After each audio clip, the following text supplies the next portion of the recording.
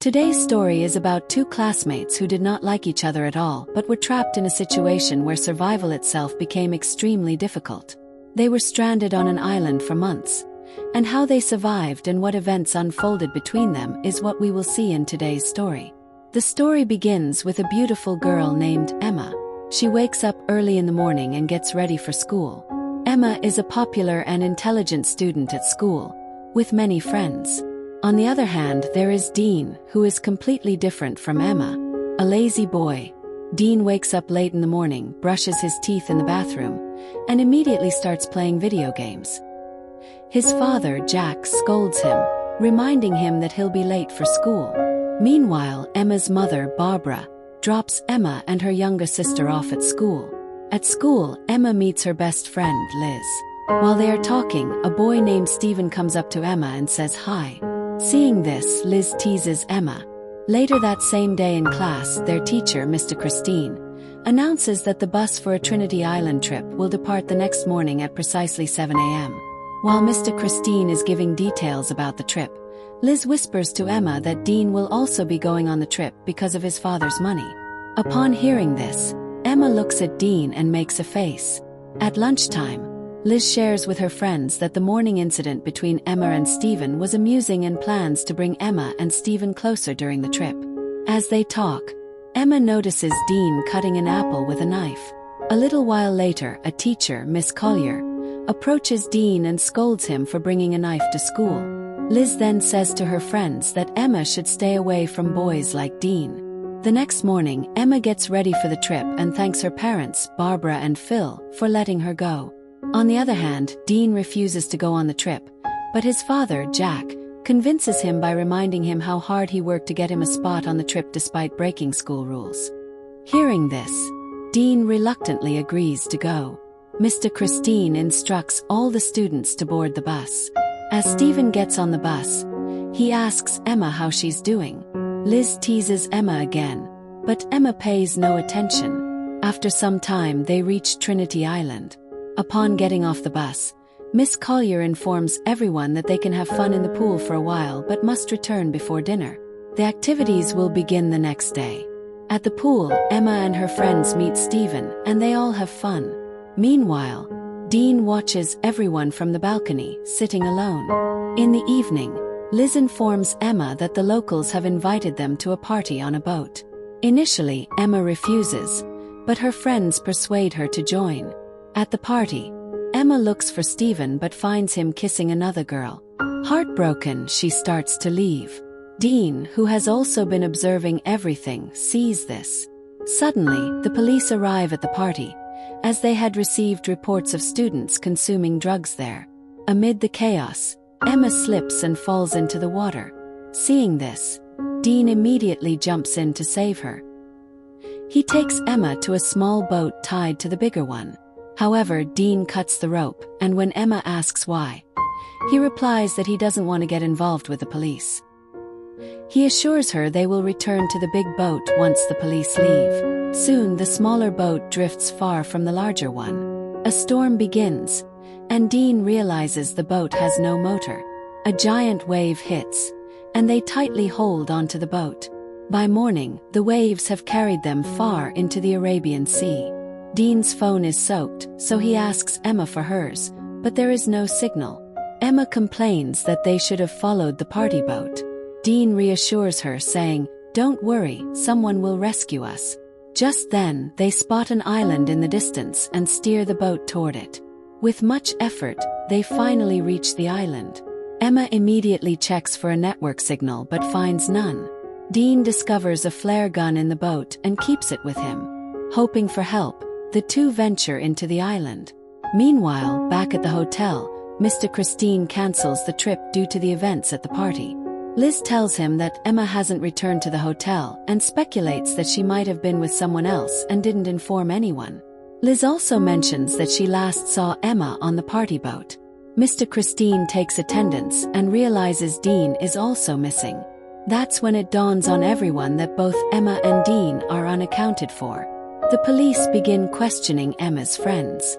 When Jack finds out that his son is missing, he rushes to the school, where he meets Emma's mother, Barbara. Emma's father, Phil, also arrives, and all three confront the school principal about the missing children, but the principal has no concrete answers. Meanwhile, on the island, Emma and Dean venture further and discover a beautiful waterfall in the jungle. Dean loves the sight and asks Emma to take a photo of him, but she refuses, saying they are stranded and he's enjoying the scenery. She adds that she had hoped to gather good material for her trip project, but now everything will be ruined if they don't get out soon. They move ahead and eventually reach the island's edge, but find no path forward. Frustrated, they decide to return to the boat, only to discover it has been carried away by the waves. All they find is a life jacket. Exhausted after wandering all day, they decide to spend the night by a fire lit by Dean.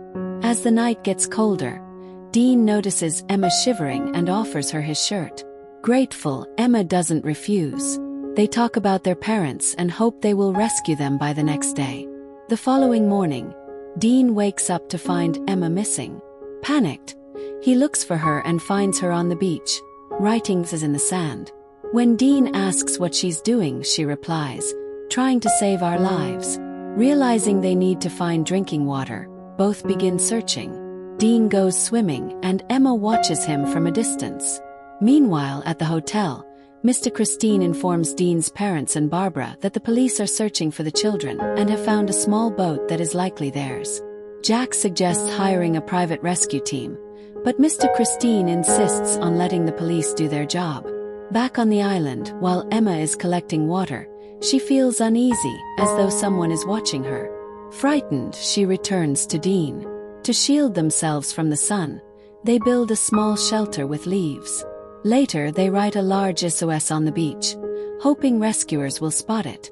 They also search for food and find a banana tree. The intense heat makes survival even harder.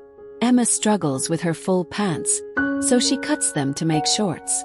One day, while Dean is asleep in the shelter, Emma sits beside him and eventually falls asleep too. In his sleep, Dean turns toward Emma and rests his hand on her, which she surprisingly doesn't mind.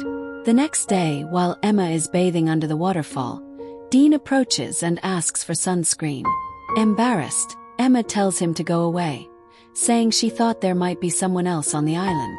Meanwhile, Barbara is extremely worried about Emma, and news reports state that the case of their disappearance has officially been registered. The police believe they might have died and are now searching for their bodies. Jack starts preparing to return home to take care of Emma's younger sister, but assures Barbara that they will find the children. The next day, Jack and Barbara take a helicopter to search for Emma and Dean. On the island, Emma tells Dean how much she misses her family. While exploring, Dean finds a human skull, terrifying Emma. She fears they might meet the same fate, but Dean reassures her, saying the skull likely belonged to a fisherman or smuggler who ended up stranded there. "Our parents are looking for us," Dean says, encouraging Emma, and then unexpectedly kisses her. This is Emma's first kiss, and she finds the experience pleasant. Night falls, and Dean crosses all boundaries with Emma. Meanwhile, a storm hits the island, but Emma surprisingly enjoys it. The next morning, Emma wakes up to find Dean missing again.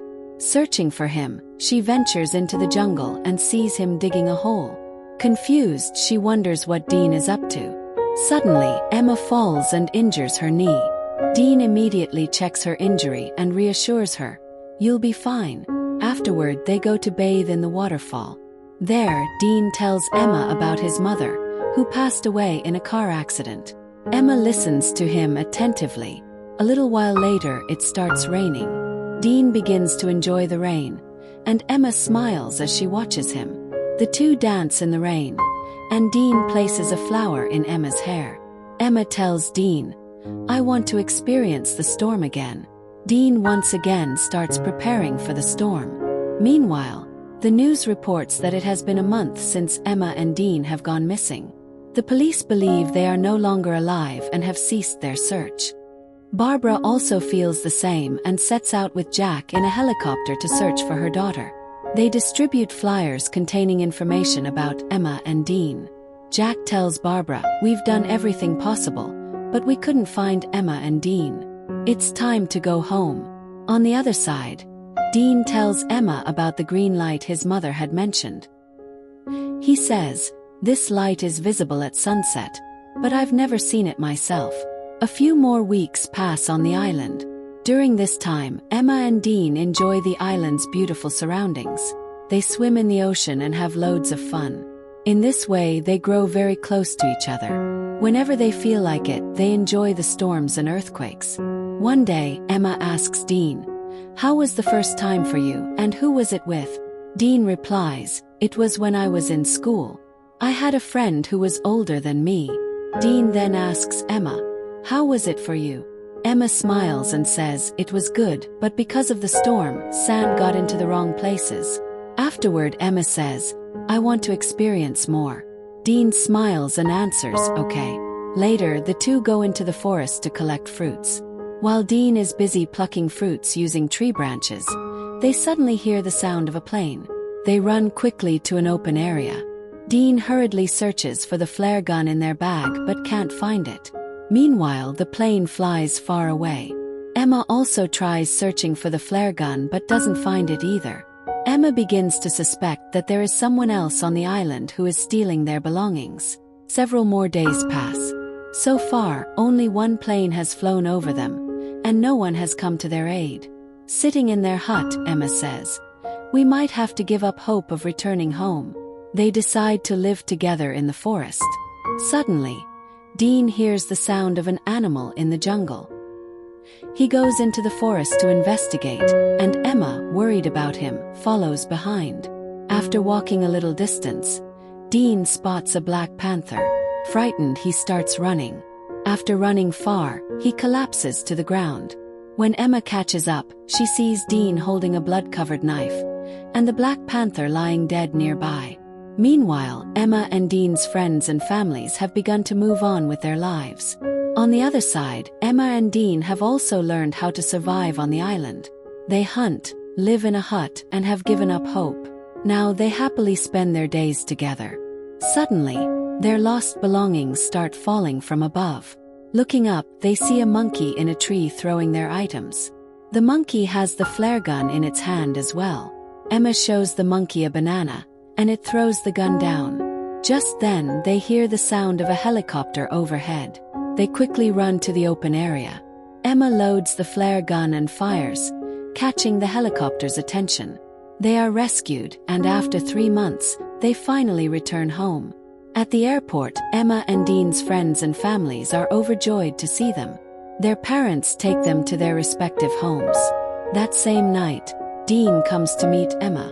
They talk about how strange everything feels now that they're back home. Dean tries to kiss Emma, but she stops him and says, "My parents check on me every 10 minutes. You should leave now." She tells him that her parents are hosting a party to celebrate their return and invites Dean to attend. The next day, everyone gathers at the party. Emma's parents thank everyone and share their happiness over the children's return. Stacy asks Dean, "Why are you standing apart from everyone?" Dean replies, "I don't like socializing." Emma tries signaling to Dean to come over, but he ignores her. Seeing this, Dean quietly leaves the party. After that, everything goes back to how it used to be. Following their return from the island, Emma becomes very famous, while Dean remains alone. Whenever they cross each other, they only exchange glances but never speak. A few days later, Emma calls Dean, but he doesn't answer. After that, we see Emma entering her sister's room. She says, "We missed you so much after you went missing.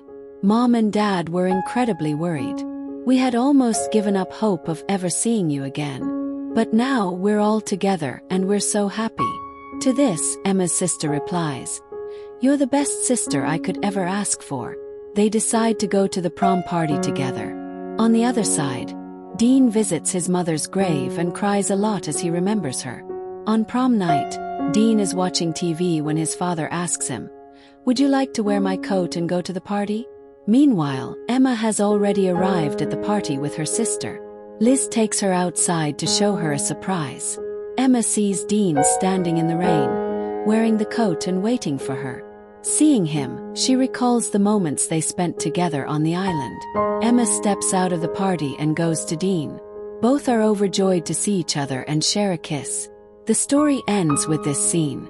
If you enjoyed this video, please subscribe and leave a comment for any film suggestions.